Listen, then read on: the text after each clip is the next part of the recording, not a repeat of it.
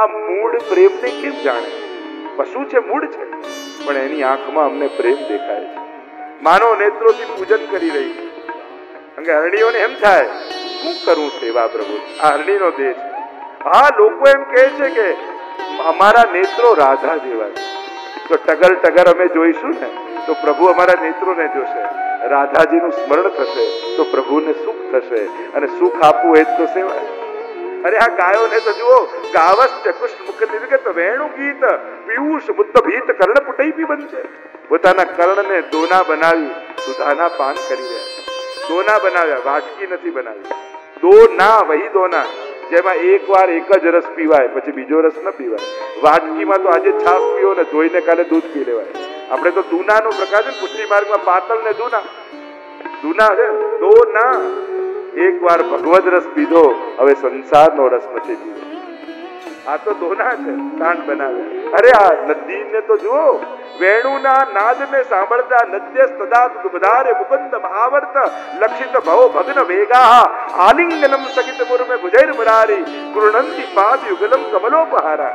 માનો લહેરો ફેલાવી પ્રભુના ચરણ પકડવાની આ કોશિશ કરે, અને નથી પકડી શકતા તો ભ્રમર પેદા કરી કમળો ઉછાળી અને ભગવાનને ઉપહાર આપે છે કમળો. અરે આ ગિરિરાજ બાબાને તો જુઓ, અંતાય બદ્રી બલા હરિદાસ વર.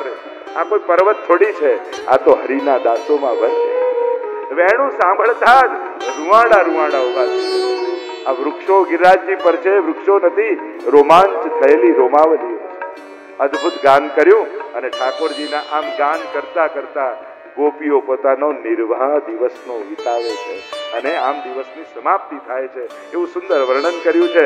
આગળ અનેક પ્રકારની ચર્ચા કરતા વેણુ ગીતની આ દિવ્ય કથા એ કોઈ સાધારણ વેણુ નાદની કથા નથી, આ તો રસદાનની કથા છે. વેણુર મજૂરો ઘણી બધી ગૂઢતમ ચર્ચાઓ છે.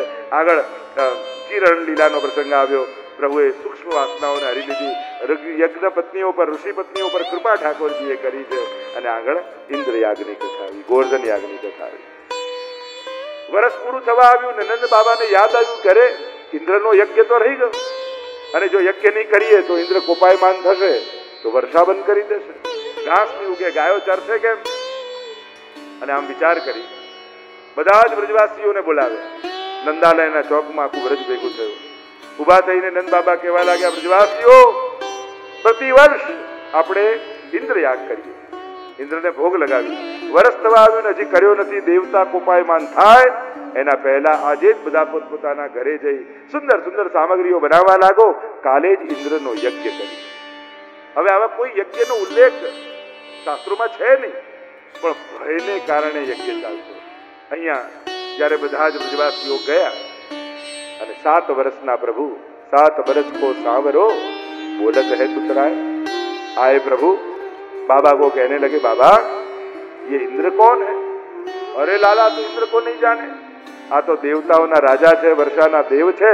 वर्षा लावे तो घास उगे तो गाय चरे ने પછી દૂધ આપણે.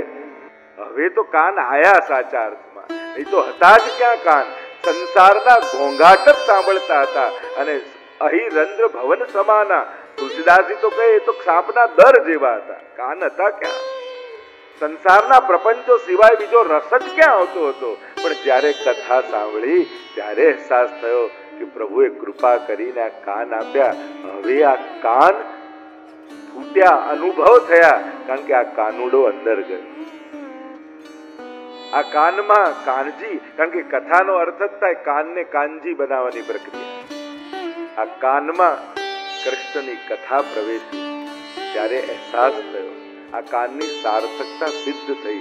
એટલે જેમ અંકુર ફૂટે એમ હવે કાન ફૂટ્યા 3 દિવસ. આ કર્ણને સંસારના પ્રપંચ નહીં, કૃષ્ણની કથા સાંભળવામાં રસ આવવા લાગે.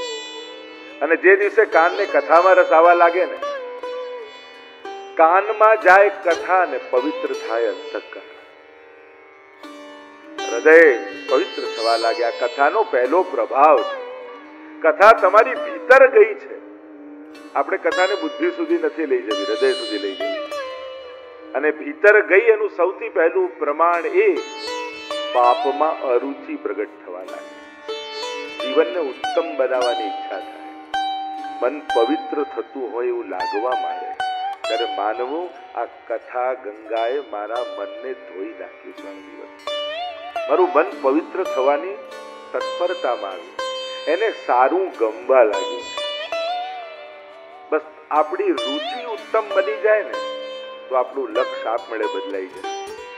તમારી પસંદગી સારી થવા લાગશે ને, નબળું હવે નથી ગમતું એવું જ્યારે મન છોડવા લાગશે ને તો આપમેળે ધીમે ધીમે સંસારના પ્રપંચો છૂટી જશે અને ઉત્તમતાને પસંદ કરનારો વ્યક્તિ ધીમે ધીમે ભગવાન તરફ જવા લાગે. કારણ કે આ જગતમાં સર્વોત્તમ તો એ કૃષ્ણ છે, ઉત્તમતા તરફ.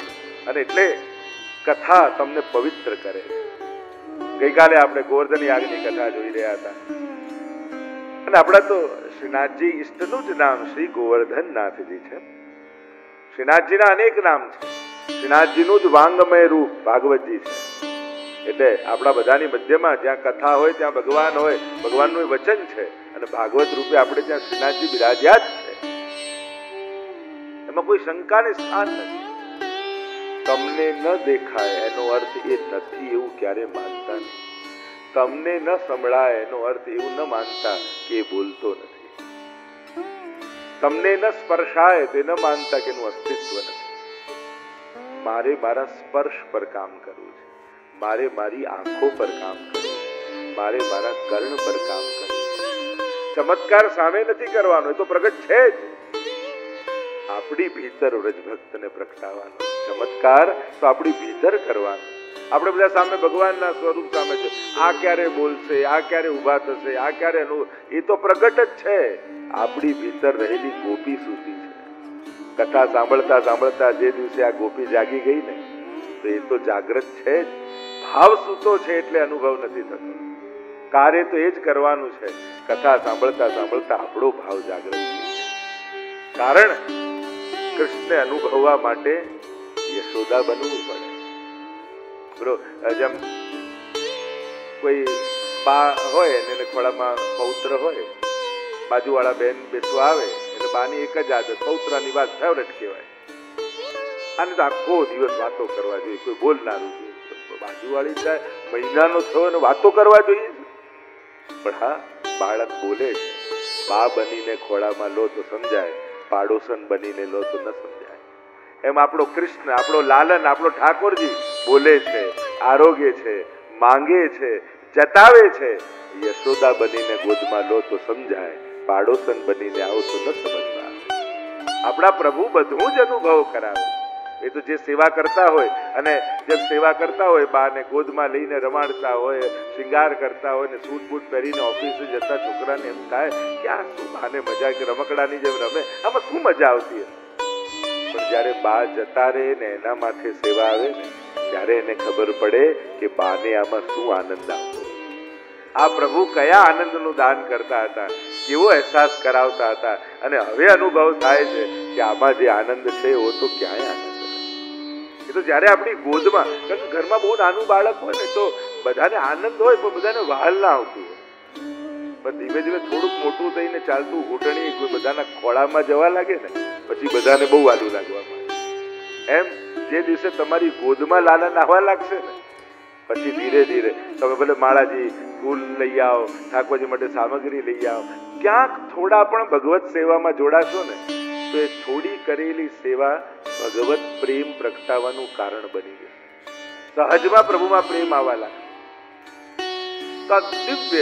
દિવ્યતમ કથા શ્રીમદ ભાગવતની, આપણે ત્યાં સર્વોત્તમ પુણ્ય કાર્ય શ્રીમદ ભાગવત ઠાકોરજીની કથા આને માનવામાં આવે. શ્રેષ્ઠતમ પુણ્ય માનું પુણ્ય છે. ગઈકાલે ગોવર્ધન યાગની કથાને જોઈ રહ્યા હતા. આ શ્રીનાથજી બાવાની વાત કરી રહ્યો. 3 નામ પ્રસિદ્ધ શ્રીનાથજી બાવાના. એક શ્રીનાથજી, બીજા દેવદમન શ્રીનાથજી અને ત્રીજા નિકુંજ નાયક શ્રીનાથજી. આ ત્રણેય રૂપે દશમ સ્કંદની કથામાં શ્રી ઠાકોરજી વિરાજે. એક તો શ્રી ગોવર્ધનનાથજી શ્રીનાથજી, એક દેવદમન શ્રીનાથજી અને ત્રીજા નિકુંજ નાયક શ્રીનાથજી. તો પ્રભુ અનેક પ્રકારના દેવોનું દમન કરી રહ્યા છે. એ જ રીતે ઇન્દ્રના માનનો ભંગ કર્યો. દેવતાઓના રાજા છે ને ઇન્દ્ર, અને એમના દેવનું દમન કર્યું. અને દમનનો અર્થ થાય છે એમને એમનું પદ યાદ અપાવવું. જ્યારે વ્યક્તિ થોડી સત્તા મળે, પદ મળે, ત્યારે પોતાને ભગવાન માનવા લાગી જાય કે મારે કારણે આ બધું ચાલે છે. હું નહીં રહું ત્યારે ખબર પડશે ઘર કેમ ચાલે છે. કેનારા બધા જ જતા રહે છે અને એ કરતો તો એના કરતા વધારે સારી રીતે ઘર ચાલવા લાગે. એ જ નડતર રૂપ હોય ઘણી વાર. મૂળ વાત એ છે કોઈનાથી, હું તો ઘણી વાર કથાઓમાં કહું, ભગવાને કોઈને પણ આ દુનિયામાં એટલું મહત્વનું નથી બનાવ્યું કે એના જવાથી ભગવાનના કામ રોકાઈ જાય. કોઈ એટલું મહત્વ આપણને ઓ ગાંધીજી નહીં રહી તો શું થશે, નહેરુજી નહીં રહી તો શું થશે, મોટા મોટા નેતાઓ મહાત્માઓ આ નહીં હોય ત્યારે શું થશે, બધાએ જતા રહ્યા છતાંય બધું ચાલે છે. એટલે આપણે પણ કોઈ સંસ્થામાં હોઈએ, પરિવારમાં હોઈએ, કુટુંબમાં હોઈએ, મંદિરમાં, જ્યાં પણ આપણે જોડાઈએ, આપણે એક સેવક છીએ. આપણે નહીં હોઈએ ત્યારે આ તો પ્રભુના કાર્ય તો ચાલતા જ રહેવાના છે. પણ ઠાકોરજીએ આ કાર્ય માટે મને નિમિત્ત કર્યો છે એ બદલ પ્રભુનો સદા ઉપકાર માનવાનો. આપણે કારણે ભગવાનના કાર્યો થતા નથી, ભગવાનના કારણે ભગવાનના કામ કરવાના અવસરો મળે. એટલે જ્યારે પણ કોઈ સત્કાર્યમાં જોડાઓ ત્યારે રોજ પ્રભુનો આભાર માનો. પ્રભુ આપના તો ઘણા સેવક છે, પણ આપ આપના કામ કરવા માટે મારા હાથનો ઉપયોગ કરો છો, મારા દ્રવ્યનો ઉપયોગ કરો છો, મારા પરિશ્રમનો ઉપયોગ કરો છો, એ આપનો મારા ઉપર ઉપકાર છે. એક વસ્તુ યાદ રાખજો, દરેકને સત્કર્મ અને પુણ્ય કરવાની તકો ભગવાન આપતા નથી. જો તમને મળી છે તો એનો આભાર માની પૂર્ણ નિષ્ઠાથી કાર્ય કરો. કારણ કે પ્રભુએ આપણા પર, કારણ કે ભગવાન જેના પર ભરોસો રાખે ને એને જ જવાબદારી આપે. ભગવાન જવાબદારીઓ ગમે તેમ નથી આપતું. અને એટલે જ આપણે ટ્રસ્ટી કહીએ ને કે વિશ્વાસુ. ભગવાને જેના પર વિશ્વાસ મૂક્યો હોય ને એને જ આ બધા કાર્યો મળતા હોય. એટલે પ્રભુનો આપણા પર રાખેલો આ વિશ્વાસ છે.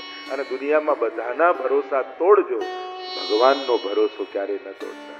કારણ કે એમણે જો એના કાર્ય કરવા માટે તમારી પસંદગી કરી છે તો પોતાને ભાગ્યશાળી માની એના ભરોસા ઉપર ખરા ઉતરવાનો પ્રયાસ કરો. સારું કરવા નીકળ્યા છો એટલે તમને બધા સારા જ મળશે એ જરૂરી નથી.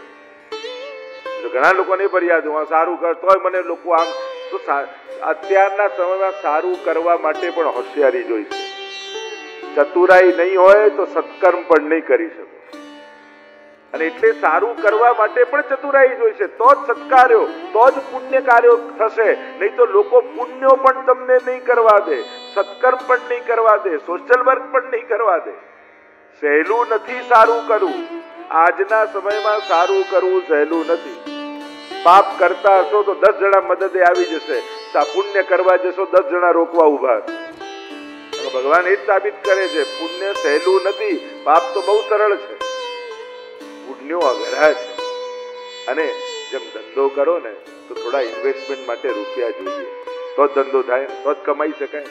એમ નવા પુણ્યો બાંધવા માટે પણ ક્યાંક જૂના પુણ્યો ખાતામાં હોવા જોઈએ. તમારા પુણ્યોના ફળ રૂપે તમને બીજા નવા પુણ્યો કરવાના અવસર મળી રહ્યા છે એમ માનજો. જે મારા કોઈ સત્કર્મો હશે, મારા પર ઠાકોરજી રાજી થયા હશે, અને એટલે મને પ્રભુ આ તકો આપી રહ્યા છે. એટલે સારું કરવા નીકળો ત્યારે સારા જ લોકો મળશે જરૂરી નથી. પણ એક સીધી વાત છે, સારા લોકો ગોતવા જશો તો એકલા રહી જશો. દુનિયામાં સારા લોકો ન ગોતો, લોકોમાં સારાઈને ગોતો. કે પ્રત્યેક લોકોમાં કંઈક સારાઈ છે.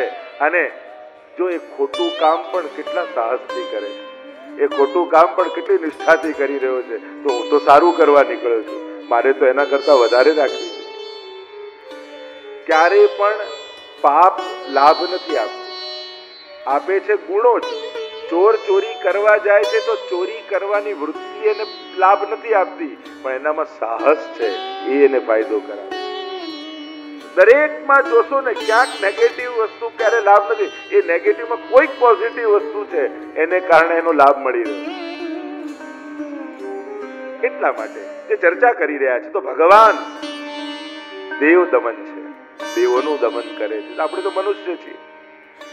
પ્રભુ કૃપા કરે ને તો આપણો અહંકાર તોડાવે.